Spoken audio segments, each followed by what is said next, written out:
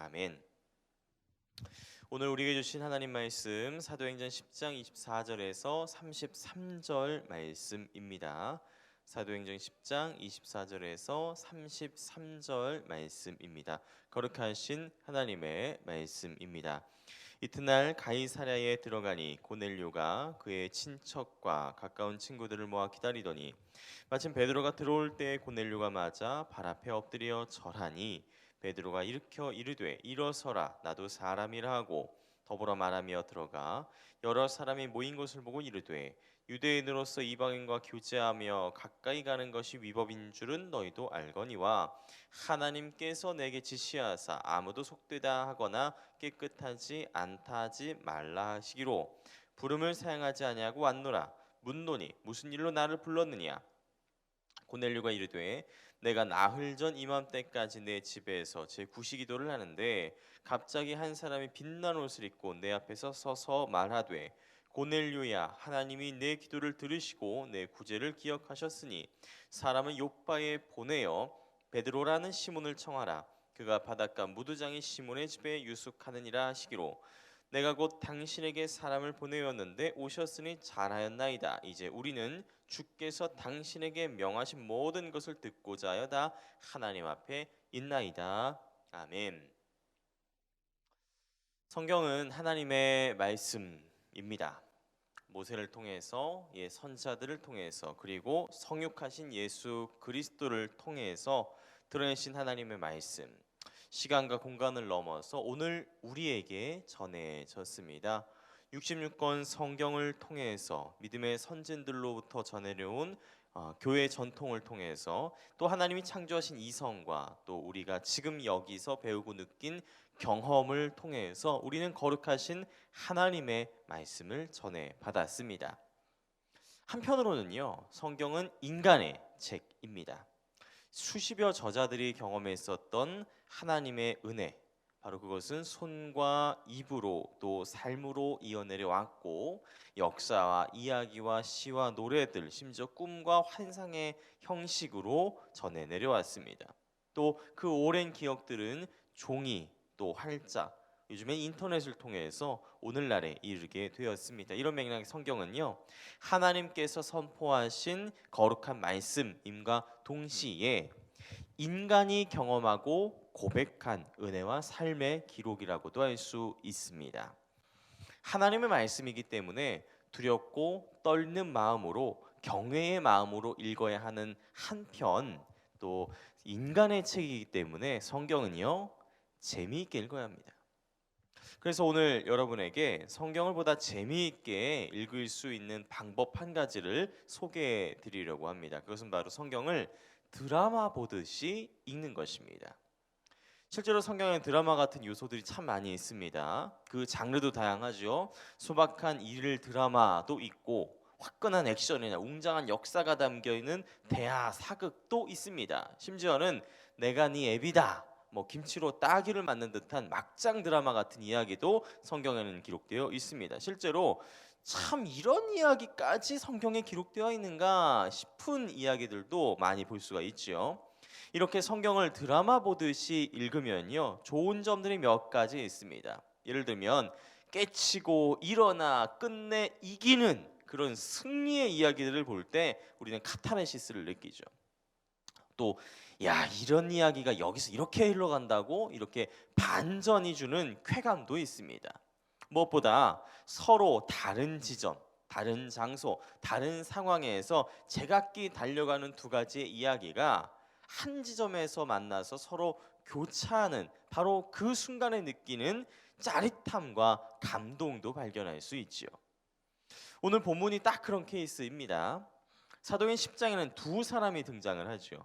한 사람은 가이사랴에 있는 고넬료라는 사람, 또 한 사람은 요바에 머물고 있는 사도 베드로입니다.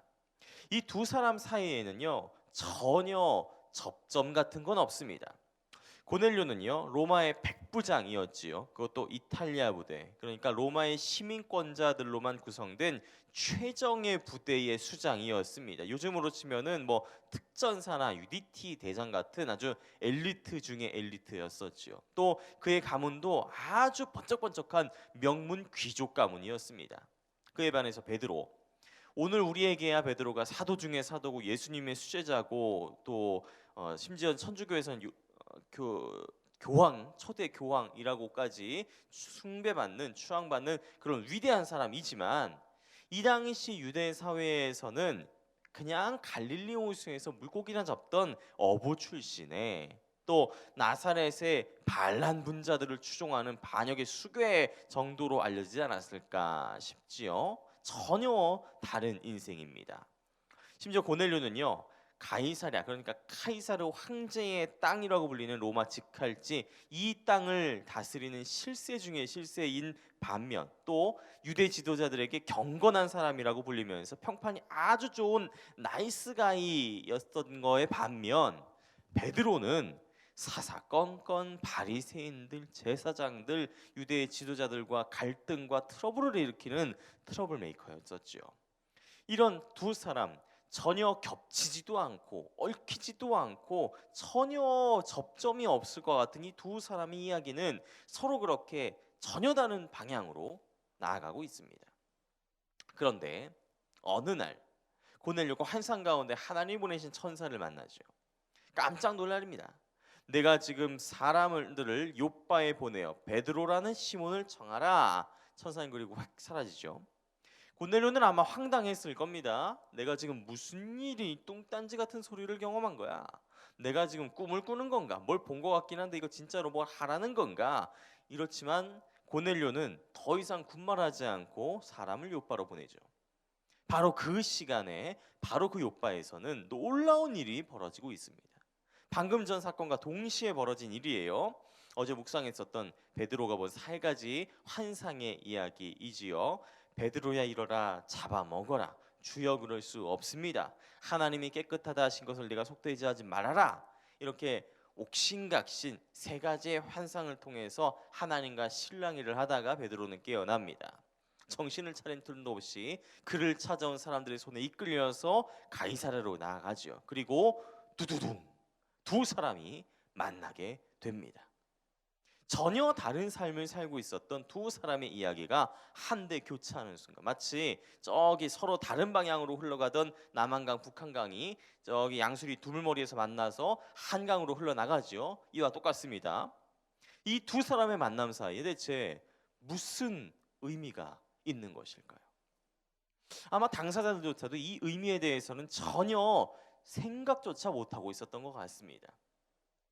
그저 만나라고 하니까 만났는데 나는 누구고 여기는 어디고 대체 이게 무슨 일이고 하면서 당황하고 있었을 테지요. 어떤 사람들은 이 두 사람의 만남이 그저 우연히 스쳐 지나가는 그런 일이라고 말하기도 합니다만, 성경은 그 만남이 무슨 의미인지를 분명하게 말해주고 있습니다. 이르되 하나님께서 내게 지시하사 부름을 사양하지 아니하고 왔노라. 이제 우리는 주께서 당신에게 명하신 모든 것을 듣고자 하여 다 하나님 앞에 있나이다. 베드로와 고넬료의 이 말 사이에 공통점 발견하셨습니까? 그것은 바로 하나님이 하셨다라는 겁니다. 이 둘의 만남은 하나님이 지시하셨고 하나님이 가라 하셨고, 그래서 하나님이 만나게 하셔서 만난 일. 바꿔 말하면은 그들의 만남은 우연이 아니고 하나님의 의도고 하나님의 뜻이고 그것을 섭리라고 부른다는 것이죠. 실로 그렇습니다. 전혀 겹치지도 않고 얽히지도 않고 엮이지도 않을 것 같은 고넬료, 베드로의 이 만남은 결코 우연이 아닙니다. 우리가 잘 아는 것처럼 이방인에게 복음을 전하시고 구원의 문을 열어주시려는 하나님의 의도요, 뜻이요, 섭리. 하나님께서는 이처럼 우리가 전혀 생각하지도 못하고 예측하지도 못하고 예상하지도 못했던 사건과 사건, 사람과 사람, 상황과 상황을 한데 만나게 하시는 거죠. 그 만남을 통해서 하나님의 놀라운 역사가 이루어진다는 것을 성경은 우리에게 분명히 보여주고 있습니다. 그런 의미에서 오늘 이 만남은 우연이 아니라는 거죠. 이 모든 것은 가장 적절한 때에 가장 적절한 사람들을 가장 적절하게 만나게 하시는 하나님의 섭리라는 겁니다. 성도 여러분, 바로 그 하나님께서 오늘 여러분의 인생 가운데에도 찾아오십니다. 하루하루 비루하기 짝이 없고 어디 하나 보잘것 하나 없고 아무런 의미가 없는 것 같이 그저 지루하게 흘러가는 오늘의 삶 가운데서도 하나님께서는 귀하고 놀라운 드라마를 써 내려가신다는 겁니다. 우리의 삶, 우리의 인생, 우리의 모든 만남 가운데에는 우연이라는 게 1도 없습니다. 그 모든 것은 합력하여 선을 이루느니라, 모든 것이 합력하여서 하나님의 드라마를 이루느니라 라는 이 말씀이 우리의 삶으로 이어지는 것이죠.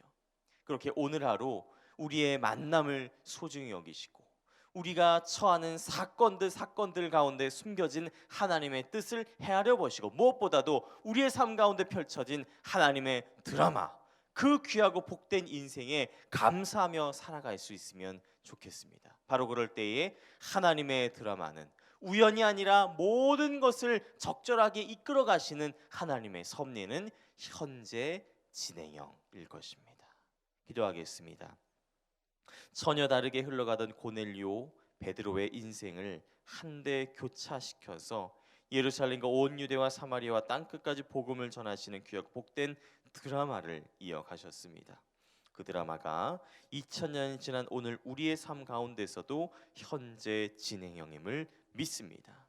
하나님의 드라마, 그 귀하고 복된 오늘 감사하며 살아갈 수 있는 우리 모두가 되게 하옵소서. 감사합니다. 예수 그리스도의 이름으로 기도합니다.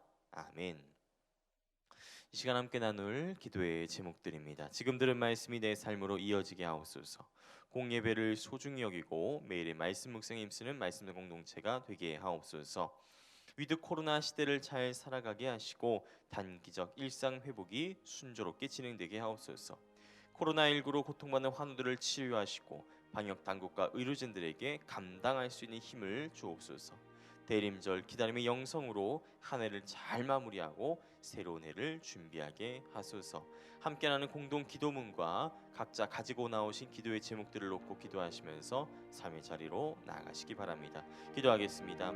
하나님 아버지 감사합니다. 하나님 오늘 베드로와 고넬료의 만남 가운데 주신 하나님의 드라마, 하나님의 뜻, 하나님의 계획과 하나님의 섭리를 우리가 보았습니다. 하나님 오늘 우리가 만나는 많은 만남들이 바로 그런 하나님의 드라마 중의 일부임을 고백드립니다.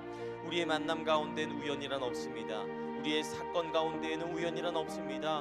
우리의 오늘 가운데에는 우연이란 절대 없습니다.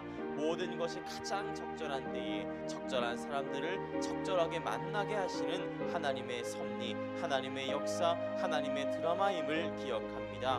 하나님 우리가 그 드라마 가운데 살아갈 수 있도록 도와주시옵소서. 내 삶 가운데 현재 진행형인 하나님의 뜻, 하나님의 의도, 하나님의 섭리를 고백하며 살아갈 수 있도록 도와주시고 그 모든 일들, 모든 것이 합력하여 선을 이루고 모든 것이 합력하여 하나님의 드라마를 이루고 모든 것이 합력하여 하나님께서 하신다는 사실을 고백하며 살아갈 수 있는, 감사하며 살아갈 수 있는 오늘 하루가 될 수 있도록 도와주시옵소서.